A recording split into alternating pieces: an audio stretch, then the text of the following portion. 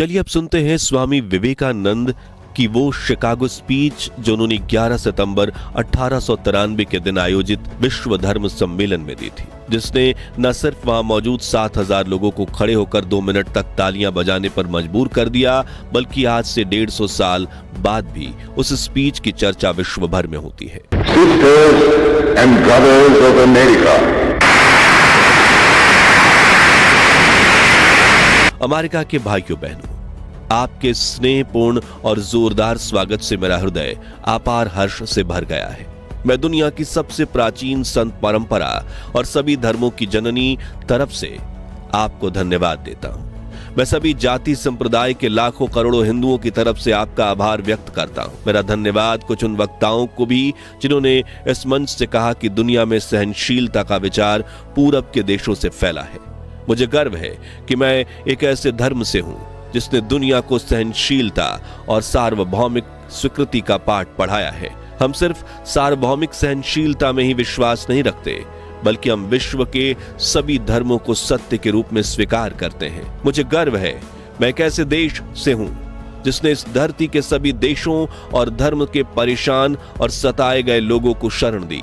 मुझे यह बताते हुए गर्व हो रहा है कि हमने अपने हृदय में उन इजराइलियों की पवित्र स्मृतियां सजो कर रखी हैं जिनके धर्म स्थलों को रोमन हमलावरों ने तोड़कर खंडहर बनवा दिया था। तब उन्होंने दक्षिण भारत में शरण ली थी। मुझे इस बात का गर्व है कि मैं एक ऐसे धर्म से हूं जिसने महान पारसी धर्म के लोगों को शरण दी और अभी भी उन्हें पाल पोस रहे हैं। मैं इस मौके पर वह श्लोक सुनाना चाहता हूं जो मैंने बचपन में याद किया था और जिसे रोज करोड़ों लोग दोहराते हैं। जिस तरह अलग अलग जगहों की निकली नदियां अलग अलग रास्तों से होकर समुद्र में मिल जाती हैं, ठीक उसी तरह मनुष्य अपनी इच्छा से अलग अलग रास्ते चुनता है। ये रास्ते देखने में भले ही अलग अलग लगते हैं, लेकिन ये सब ईश्वर तक ही जाते हैं। मौजूदा सम्मेलन जो कि आज तक की सबसे पवित्र सभाओं में से एक है, वो अपने आप में गीता में बताए गए सिद्धांत का प्रमाण है। जो भी मुझ तक आता है, चाहे वह कैसा भी हो, मैं उस तक पहुंचता हूं। लोग चाहे कोई भी रास्ता चुने, आखिर में मुझ तक ही पहुंचते हैं, ईश्वर तक ही पहुंचते हैं। सांप्रदायिकता, कट्टरता और इसके भयानक वंशजों के धार्मिक हट के लंबे समय से इस खूबसूरत धरती को जकड़ रखा है। उन्होंने इस धरती को हिंसा से भर दिया है और कितनी ही बार यह धरती खून से लाल हो चुकी है। ना जाने कितनी सभ्यताएं तबाह हुई और कितने देश मिटा दिए गए। यदि ये खौफनाक राक्षस नहीं होते तो मानव समाज कहीं ज्यादा बेहतर होता जितना कि अभी है, लेकिन उनका वक्त अब पूरा हो चुका है। मुझे उम्मीद है कि इस सम्मेलन का बिगुल सभी तरह की कट्टरता, हठधर्मिता और दुखों का विनाश करने वाला होगा, चाहे वो तलवार से हो या फिर कलम से। हिंदुओं को अपना धर्म वेदों के माध्यम से रहस्य प्रकट करके मिला है। उनका मानना है कि वेदों का ना तो कोई अंत है और ना ही कोई आरंभ। आप सभी को यह अजीब लग सकता है कि कोई भी किताब बिना शुरुआत या अंत के कैसे हो सकती है, लेकिन वेदों का मतलब किताब से नहीं। वेदों का मतलब अलग अलग समय में अलग अलग व्यक्तियों द्वारा खोजे गए आध्यात्मिक नियमों का संचित खजाना। जैसे ग्रेविटेशनल रूल हमें पता लगने से पहले भी काम करता था, अगर मनुष्य जाति उसे भूल भी जाए तो भी वह अपना काम करता ही रहेगा। और ठीक यही बात आध्यात्मिक जगत का पालन करने वाले नियमों के संबंध में भी है। वेद हमें यह सिखाते हैं कि दुनिया का ना तो कोई आरंभ है और ना ही कोई अंत। कुछ लोग जन्म से सुखी होते हैं तो कुछ लोग जन्म से ही दुखी होते हैं। कुछ लोग अच्छे स्वास्थ्य का आनंद भोगते हैं तो कई लोगों के हाथ पांव नहीं होते।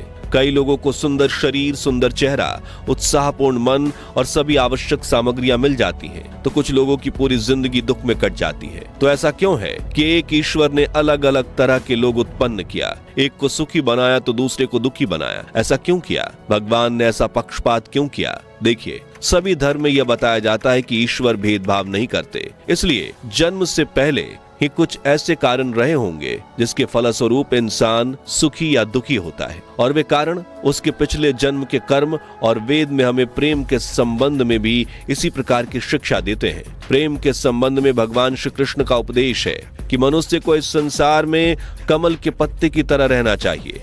कमल का पत्ता जैसे पानी में रहकर भी उससे भीगता नहीं, उसी प्रकार मनुष्य को संसार में रहकर उसका हृदय ईश्वर में लगा रहे और हाथ कर्म में लगा रहे। आखिर में बस इतना कहना चाहूंगा कि अगर कोई ये चाहता है कि सारे धर्म नष्ट हो जाएं और सिर्फ उसका धर्म बचे, तो मैं उसे स्पष्ट शब्दों में ये कह देता हूं कि शीघ्र ही सारे धर्मों के प्रतिरोध के बावजूद हर धर्म की पताका पर यह लिखा रहेगा कि सहायता करो, लड़ो मत, आत्मसार करो, विनाश नहीं, शांति रखो, मतभेद नहीं। आप सभी को मेरा कोटि कोटि धन्यवाद। तो मित्रों, अगर आपको भी भारत की महान शख्सियतों में से एक स्वामी विवेकानंद जी पर गर्व है तो कमेंट बॉक्स में उनकी तारीफ में 2 बोल जरूर लिखिए।